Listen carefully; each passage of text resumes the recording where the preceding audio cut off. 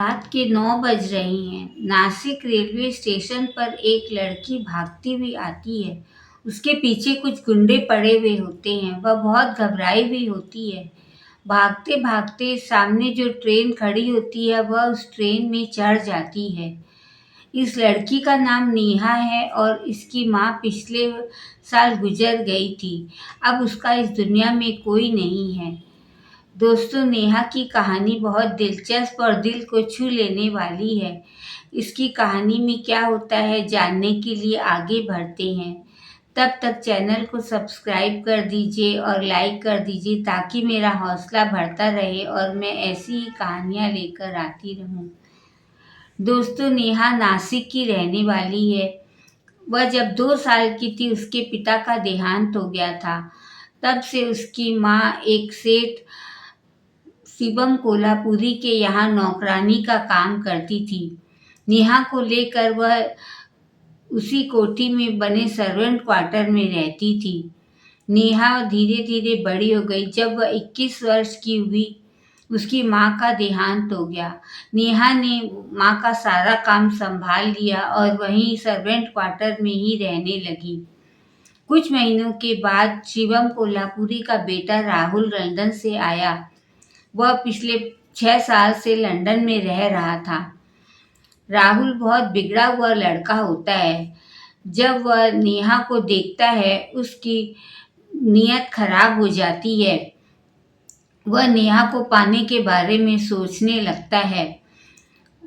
वह नेहा को अपने साथ सोने के लिए कहता है। वह कहता है कि तुम मेरे साथ रात बिताओ, पर नेहा नहीं मानती।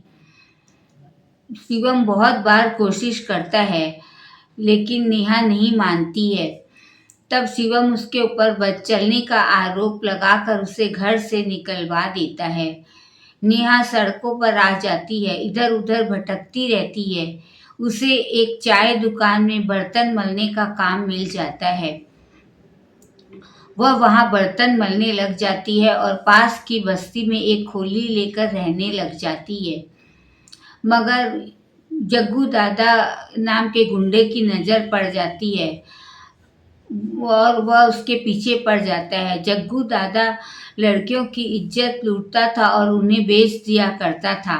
उसने जब नेहा को देखा वह उसके पीछे लग गया। एक रात नेहा की खोली में घुस आया और नेहा उससे जान बचाकर भागी। उसने नेहा के पीछे अपने गुंडे लगा दिए। भागते भागते नेहा नासिक रेलवे स्टेशन पर पहुंच गई और सामने खड़ी ट्रेन में चढ़ गई। दोस्तों, नेहा अनाथ होती है। उसका इस दुनिया में कोई नहीं होता। वह सोचती है कि अब वह कहाँ जाएगी। ट्रेन के दरवाजे के पास खड़ी खड़ी रो रही होती है। अब उसने सोच लिया होता है कि वह ट्रेन से कूदकर अपनी जान दे देगी। ट्रेन चल पड़ती है और धीरे धीरे समय बीतने लगता है। रात के 11 बज जाते हैं, फिर 11:30। नेहा वहीं खड़ी रहती है। तभी एक लड़का बाथरूम जाने के लिए उठता है। वह नेहा को यूं दरवाजे पर खड़ा देखता है तो उसे शक होता है। वह समझ जाता है कि जरूर कुछ गड़बड़ है। इस लड़की के मन में कुछ बुरा चल रहा है। वह उसके पास आता है और उससे पूछता है कि क्या बात है, वह रो क्यों रही है। नेहा कहती है कि उसे उसके हाल पर छोड़ दे वह और चला जाए, पर वह नहीं मानता। नेहा बार बार जिद करती है कि वह उसके बारे में ना उसके दखल दे, उसकी ज़िंदगी में दखल ना दे और यहाँ से चला जाए, पर साहिल नहीं मानता। साहिल बहुत बड़ा लड़का होता है। वह मुंबई में नौकरी करता है। एक इंजीनियर होता है और एक मल्टीनेशनल कंपनी में नौकरी कर रहा होता है। अभी वह 1 हफ्ते की छुट्टी लेकर कलकत्ते जा रहा होता है। वहाँ उसके पिता का घर होता है। उसके पिता अमृत बैनर्जी एक रिटायर्ड ऑफिसर हैं और माँ राधिका एक हाउसवाइफ है। अभी घर में उसकी बड़ी बहन स्मृति की शादी है, इसलिए वह छुट्टी लेकर कलकत्ते जा रहा होता है। साहिल जब नेहा को इस तरह खड़े देखता है तो वह उससे पूछने लग जाता है। नेहा नहीं मानती, पर साहिल वहीं खड़ा रहता है। वह कहता है कि जब तक वह उसे अपने बारे में नहीं बताएगी वह वहां से नहीं जाएगा। नेहा फूट फूट कर रोने लगती है, कहती है कि मैं अनाथ हूँ, मेरा इस दुनिया में कोई नहीं है, मुझे मेरे हाल पर छोड़ दो। साहिल उसे शांत करता है और अपनी सीट पर ले आता है। सीट पर बैठाकर वह उसे खाना खिलाता है और फिर धीरे धीरे उसके बारे में पूछता है। तब नेहा उसे सारी बात बता देती है और कहती है कि अब उसका दुनिया में कोई नहीं है, उसके साथ कुछ बुरा हो जाए इससे बेहतर होगा कि वह अपनी जान दे दे।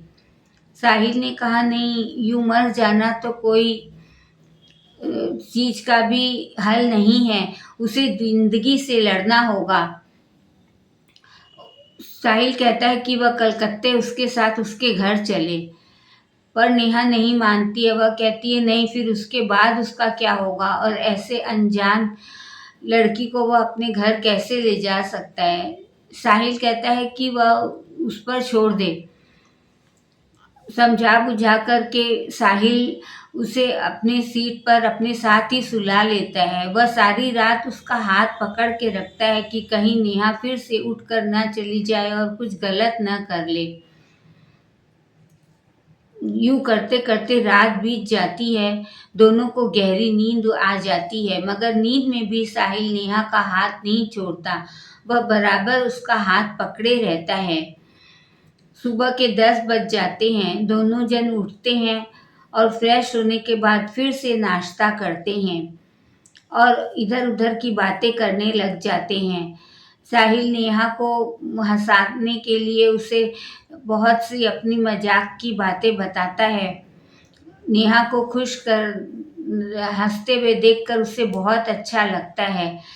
नेहा बहुत सुंदर होती है, गोरी, बड़ी बड़ी आंखें, लंबे बाल, और हंसते हुए वह बहुत ही अच्छी लगती है। साहिल उसे देखता ही रह जाता है, उससे बातें करता रहता है। यूं बातें करते करते दोपहर हो जाती है और फिर खा पीकर दोनों सो जाते हैं। इस बार भी साहिल उसे नहीं छोड़ता। फिर शाम होने के बाद दोनों फिर से नाश्ता करते हैं और बातें करने लग जाते हैं। रात के 9 बज जाते हैं और कोलकाता आ जाता है। साहिल नेहा को लेकर ट्रेन से उतरता है और उसे लेकर मार्केट पहुंच जाता है और एक बुटीक में जाता है उसके लिए कपड़े खरीदने के लिए, और नेहा को दो बहुत ही सुंदर महंगे महंगे लहंगे दिलवाता है और 5-6 सलवार सूट दिलाता है। कुछ आर्टिफिशियल ज्वेलरी दिलाता है। नेहा मना करती है, इतने पैसे ना खर्च करे, वह क्यों एक अनजान लड़की के लिए ये सब कर रहा है। साहिल नहीं मानता। वह कहता है शादी का घर है और उसे सुंदर दिखना होगा। फिर उसके पुराने सूट को बदलवा कर उसे एक बढ़िया सूट पहनने को कहता है और कान में झुमके, चूड़ियाँ और नेकलेस वगैरह सब पहना देता है। उसके बाद एक ब्रीफकेस खरीद कर उसमें सारे कपड़े डाल देता है और उसके साथ उसे घर ले आता है। घर में वह अपने पिता अमृत बैनर्जी और माँ राधिका से नेहा को मिलवाता है। वे उससे मिलकर बहुत खुश होते हैं। साहिल बताता है कि यह उसके साथ उसके ऑफिस में काम करती है, मुंबई में रहती है। नेहा ने कभी कलकत्ता नहीं देखा था, इसलिए वह उसके साथ घूमने चली आई। राधिका जी बहुत खुश होती हैं। फिर साहिल नेहा को स्मृति से मिलवाता है। स्मृति से मिलकर नेहा बहुत खुश होती है। स्मृति को भी नेहा बहुत अच्छी लगती है। राधिका जी नेहा को उसका कमरा दिखा देती है। साहिल भी अपने कमरे में चला जाता है। दोनों फ्रेश होकर आते हैं और फिर सब साथ में डिनर करते हैं। डिनर के बाद सब सो जाते हैं। सुबह नेहा जल्दी उठकर नहा धोकर तैयार होकर किचन में आ जाती है। वह देखती है राधिका जी वहां पर मौजूद हैं। वह उनका हाथ बटाने लगती है। शादी का घर होता है, बहुत से मेहमान आए हुए होते हैं। घर में नौकर चाकर और हलवाई काम कर रहे होते हैं। नेहा सब काम में राधिका जी का हाथ बटाने लगती है। साहिल को घर के डेकोरेशन की जिम्मेदारी सौंपी जाती है। नेहा साहिल को भी डेकोरेशन में मदद करती है। स्मृति का भी ध्यान रखती है। उसे कोई भी चीज की जरूरत हो उससे मदद करती रहती है। उसके कपड़ों की मैचिंग में और उसके बाल संवारने में उसकी मदद करती है, उसे उपटन लगाती है। इस तरह से नेहा घर में पूरी तरह से घुल मिल जाती है। सभी बहुत खुश होते हैं। 2 दिन के बाद शादी वाल के पहले दिन संगीत का प्रोग्राम रखा गया होता है। नेहा साहिल के साथ संगीत प्रैक्टिस करती है। शाम को संगीत में वे खूब डांस करते हैं। अगले दिन शादी वाले दिन भी नेहा सुबह से काम में लग जाती है। मेहमानों की देखभाल करना और सारे काम, साहिल की मदद करना, स्मृति से हंस हंस कर बातें करना, यूं करते करते सारा दिन निकल जाता है। शाम को शादी के लिए जब नेहा तैयार होकर आती है, घाघरा पहनकर, साहिल उसे देखता ही रह जाता है। वह बहुत सुंदर लग रही होती है। नेहा ने इतने महंगे कपड़े कभी नहीं पहने थे। उसे तो लगता था जैसे कि स्वर्ग ही मिल गया हो। नेहा बहुत खुश थी। शादी हो जाती है। स्मृति अपने पिता को से गले मिलकर रोने लग जाती है। विदाई का समय आ गया होता है। अब उसे अपने पति डॉक्टर अंकित साहा के साथ उसके घर जाना था। उसके ससुराल वाले सब इंतजार कर रहे होते हैं। स्मृति राधिका जी से गले मिलती है और नेहा से भी गले मिलती है और अपने भाई से गले मिलकर विदा हो जाती है। घर सूना हो जाता है। दूसरे दिन सुबह सब नाश्ता कर लेते हैं। तब साहिल कहता है कि मैं नेहा को कोलकाता घुमा देता हूँ। राधिका जी हाँ कह देती है। साहिल नेहा को लेकर कलकत्ता घूमने निकल पड़ता है। वह उसे कलकत्ता की सारी जगहें दिखाता है। विक्टोरिया मेमोरियल लेकर के जाता है और कोलकाता की चाट और मिठाइयाँ खिलाता है। न्यू मार्केट की सैर कराता है। काली मंदिर के दर्शन करवाता है। बिरला मंदिर ले जाता है। नेहा बहुत खुश हो रही होती है। उसने ऐसा जिंदगी में कभी महसूस नहीं किया होता है। दुख ही दुख देखे होते हैं। शाम को वे घर आ जाते हैं और फिर रात को डिनर करके सो जाते हैं। अगले दिन सुबह साहिल बम्बई के लिए रवाना होने वाला था। शाम की उसकी ट्रेन थी। सुबह जब वे उठते हैं तब नेहा साहिल से कहती है कि अब तो वह मुंबई चला जाएगा। साहिल कहता है कि हाँ, तुम चिंता मत करो, मैं अपनी मम्मी से बात कर लेता हूँ। और वह अपनी मम्मी के पास आता है और उन्हें नेहा की असलियत बताता है। वह कहता है कि नेहा एक अनाथ लड़की है और नासिक में वह एक नौकरानी का काम करती थी। उसकी माँ गुजर जाने के बाद उसके ऊपर दुखों का पहाड़ टूट गया। गुंडे उसके पीछे पड़ गए। वह ट्रेन से कूदकर जान देने वाली थी तो साहिल ने उसे बचा लिया और यहाँ ले आया। राधिका जी को यह बात बहुत पसंद आती है।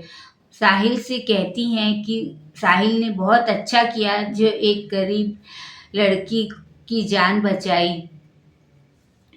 साहिल कहता है कि उसे नेहा बहुत पसंद आई है और वह उससे शादी करना चाहता है। यह सुनकर राधिका जी बहुत खुश होती हैं। उन्हें भी नेहा बहुत पसंद आई होती है। अमृत जी को वे इस बारे में बताते हैं तो उन्हें भी नेहा पसंद आ गई होती है। नेहा ने इन 4 दिनों में सबका मन जीत लिया था। वे भी हाँ कर देते हैं। उसके अनाथ होने पर उन्हें भी कोई एतराज नहीं होता।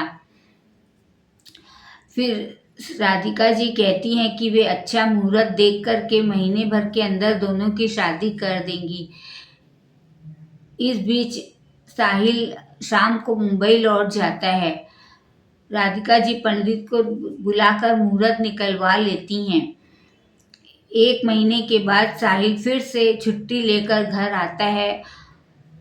राधिका जी शादी की सारी तैयारियां कर चुकी होती हैं। स्मृति भी आ जाती है अपने पति अंकित के साथ। धूमधाम से नेहा और साहिल की शादी कर दी जाती है। फिर दोनों जब मुंबई जाने लगते हैं, राधिका जी कहती हैं कि अब उन्हें साहिल की कोई चिंता नहीं है। साहिल जब अकेला मुंबई में रहता था तो उन्हें साहिल की चिंता सताया करती थी। अब नेहा उसका ध्यान रखने के लिए है, वह उसे ठीक से खाना दे देगी। उन्हें नेहा पर पूरा भरोसा है। ऐसा कहकर वे साहिल और नेहा को विदा कर देते हैं। साहिल नेहा के साथ मुंबई आ जाता है और दोनों बहुत खुश होते हैं। साहिल ने एक फ्लैट किराए पे ले रखा होता है, दोनों उसी में रहने लग जाते हैं। इस तरह से नेहा को एक अच्छा परिवार मिल जाता है और एक अच्छा पति मिल जाता है। दोस्तों, आपको यह कहानी कैसी लगी कमेंट करके बताइएगा।